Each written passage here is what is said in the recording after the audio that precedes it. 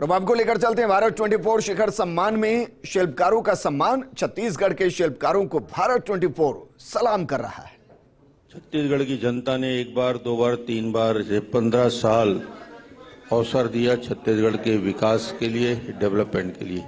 ये 15 साल की यात्रा, जिस यात्रा की शुरुआत मैं कहता हूं कि छत्तीसगढ़ और छत्तीसगढ़ के निर्माण में यदि किसी की सबसे महत्वपूर्ण भूमिका रही है तो इस देश के पूर्व प्रधानमंत्री अटल बिहारी वाजपेयी जी की भूमिका रही है, जिन्होंने नए राज्य के रूप में छत्तीसगढ़ का निर्माण किया।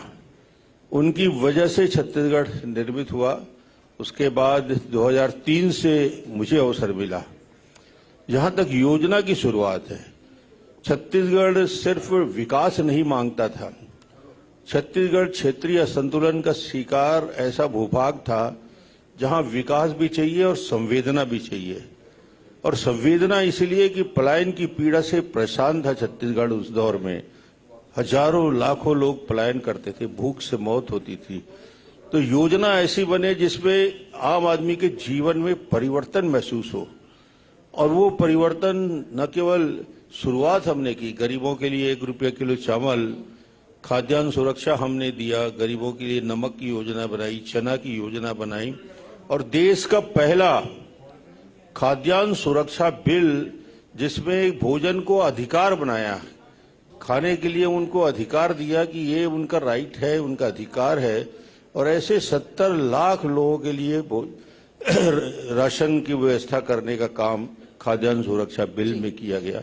तो ये एक परिवर्तन का दौर था छत्तीसगढ़ में, जिसमें लोगों की शुरुआत एहसास हुआ कि कोई गरीब रात में भूखा ना सोए, भूख से कोई मौत ना हो। तो वहां से शुरुआत हुई। उसके साथ ही साथ सबसे बड़ी बात, छत्तीसगढ़ में एक व्यापक परिवर्तन की ओर बढ़ रहे थे। छत्तीसगढ़ का किसान कर्ज के बोझ से डूबा हुआ था। 16% ब्याज दर था, उसको घटा के 9%, 6%, फिर 1% लाया।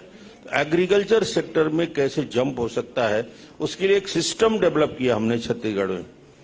पैडी का प्रोक्योरमेंट, धान की खरीदी, उसका डिस्ट्रीब्यूशन और प्रोडक्शन, प्रोक्योरमेंट और डिस्ट्रीब्यूशन का एक नेटवर्क चक्र ऐसे बनाया जिससे किसान से धान खरीदने के बाद, फिर उसकी मिलिंग होने के बाद, फिर राइस मिल से वापस आने के बाद वापस फिर उस गरीब किसान तक पहुंचता है। और इसमें सरकार की भूमिका जब तक पारदर्शी ना हो, ईमानदारी के साथ काम हो, लीकेजेस ना हो, उस सिस्टम को डेवलप करने में हमने शुरुआत की। और एक ऐसी दे रहे लोगों का ये सम्मान, तस्वीरें आपको दिखा रहे हैं इस कार्यक्रम की। पहले ही बाल बाउंसर है बॉस। गुजरात जहां तक की बात है, गुजरात वैसे बहुत ही ऐसा राज्य जो हम लोग बहुत श्रद्धा से देखते हैं, क्योंकि वहां महात्मा गांधी वहां से आते हैं, सरदार पटेल वहां से आते हैं, और बड़े बड़े हमारे भक्ति युग के बड़े बड़े संत हुए हैं। इसलिए गुजरात को हम लोग याद करते हैं। वहां के लोग बड़े मेहनतकश भी हैं। लेकिन गुजरात मॉडल की चर्चा तब हुई जब 2014 में मोदी जी प्रधानमंत्री कैंडिडेट भारतीय जनता पार्टी की तरफ से घोषित किया गया। तब ये चर्चा में आया कि गुजरात मॉडल, और लोगों के बीच कहा गया कि पूरे देश में गुजरात मॉडल लागू किया जाएगा। बड़ी उम्मीदें थी लोगों की कि अब गुजरात जैसे विकास पूरे देश में होगा। लेकिन 2014 से लेके आज 2022 8 साल गुजर गए। इस बीच में गंगा, गोदावरी, यमुना से बहुत पानी बह गया, लेकिन लोगों के हाथ में कुछ आया नहीं है। लोगों के हाथ में आया तो केवल नोटबंदी, जीएसटी और आया लॉकडाउन। तो देश में महंगाई और बेरोजगारी बढ़ा है। यदि क्योंकि प्रधानमंत्री के कार्य से ही गुजरात मॉडल हम लोग माने, तो देश ने तो केवल यही पाया है, भयंकर बेरोजगारी और जबरदस्त महंगाई।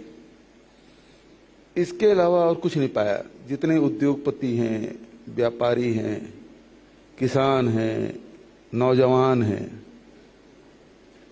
इसमें कोई विकास कहीं दिखाई देता नहीं है। ये तो हो गया गुजरात मॉडल, जो प्रधानमंत्री के द्वारा पूरा देश में लागू किया गया। जहां तक कि कांग्रेस का छत्तीसगढ़ मॉडल की आप बात करें, तो छत्तीसगढ़ में हम लोगों ने शुरू से ही ध्येय रखा कि व्यक्ति हमारे केंद्र में होगा। और चलिए इस बुलेटिन में फिलहाल के लिए बस इतना ही। आप देखते रहिए फर्स्ट इंडिया।